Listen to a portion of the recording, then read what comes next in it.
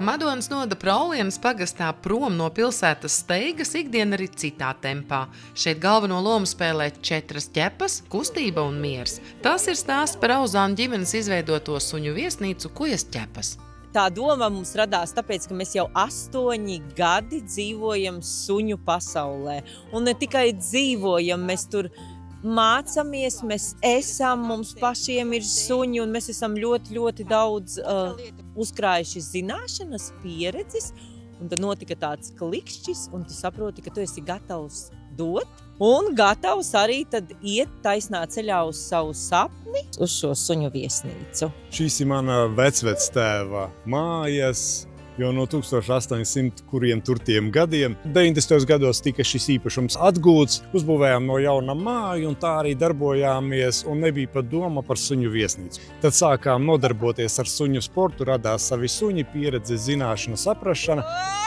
Tā arī radusies vēlme radīt vidi, kur dzīvnieks tiek aprūpēts ne tikai praktiski, bet arī emocionāli. Galvenais man bija svarīgi šeit veidot nevis vietu, kur atstāj vai pieskata suņus, bet veidot šo vietu, kur ir īsts suņu atvaļinājums ar brīvību, bez pavadām, ar ļoti skaisti, estētiski noformētām istabiņām, ar īpašu aprūpi, un man arī bija ļoti svarīgi, lai suņiem ir iespēja socializēties savā starpā, lai viņi nesēž būros, voljēros, lai viņi jūtas kā mājās. Aija stāsta, ka lai arī ideja bija skaidra, taču vietas, kur pasmelties iedvesmu, īsti nebijis. Mums nebija neviens, kam mēs varētu pajautāt padomu, kā tam ir jābūt, vai mēs varētu kaut kur aizbraukt, palūkoties, arī pašpikoti. Latvijā šādas vietas nebija, tāda koncepta, kā mēs to bijām iedomājušies, nekur nav šobrīd Latvijā, un mēs esam ar to unikāli, un līdz ar to tas bija ļoti izaicinoši uzbūvēt to tieši tā, kā es to esmu izsapņojusi, bet mums izdevās. Kujas ķepas veidošanā iesaistīta visa ģimene, tostarp arī meita, kura pašlaik studē veterinārmedicīnu. Ja patriotis par vetārs asistentu pašlaik un vēlos iet arī uz augstskološanu mācīties. Un šis kā liels potenciāls, ka var augt mums kā uzņēmumam, gan man atvērt savu tādu kā to praksi un lietu. Vienkārši kopā kā ģimenei attīstīt šo uzņēmumu, lai mēs būtu ļoti augstā līmenī. Kad saimniekiem jautāja, kas ir tas grūtākais ikdienā, Arnis atbild. Nav tajā darbā tāda grūtākais, varbūt sanāk garas darba stundas, jo gribās no rīta izvest ārā pusdienas laikā, vakarā. Varbūt tas ir grūtākais, bet tas kompensē to suņu mīlestību, kad tas arī man atsver visu, jo viņi ir gudrāki nekā mēs domājam. Un man tā sajūta, jo es vairāk ar viņiem strādāju, jo vairāk man tas patīk, jo vairāk man šie dzīvnieki patīk. Taču, kā sarunā atklājas, ne viss vienmēr ir tik gludi un vienkārši. Sākums mums ir grūts, man ir bijuši sunīši, kam tirpas pār kauliem no viņiem iet nopietni zēni tādi.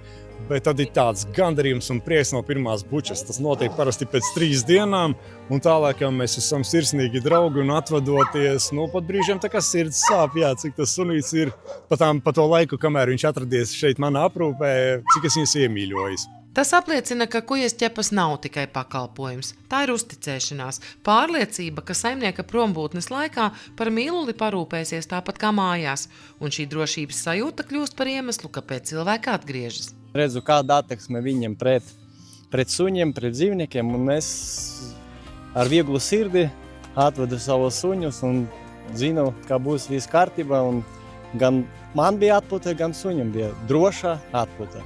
Bet kas ir pats svarīgākais, lai varētu droši uzticēt suņus? Kam ir jābūt? Tas laikam jābūt te. Ja iet runa par tīru biznesu, tad diez vai.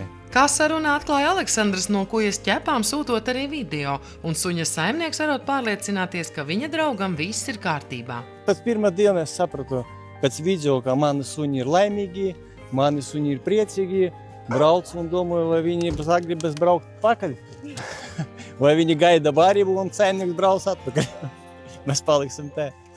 Tas, protams, pa jokam, bet ja nopietni, tad Auzāniem patiešām izdevies izveidot tādu kā paradīzi suņiem ar atsevišķām istabiņām, plašiem laukiem, dīķi, pat transferu, sniedzot dzīvniekiem patiesas rūpes un mīlestību, bet viņu saimniekiem drošības sajūtu. Sandra Zariņa, Andris Milnis, RTV.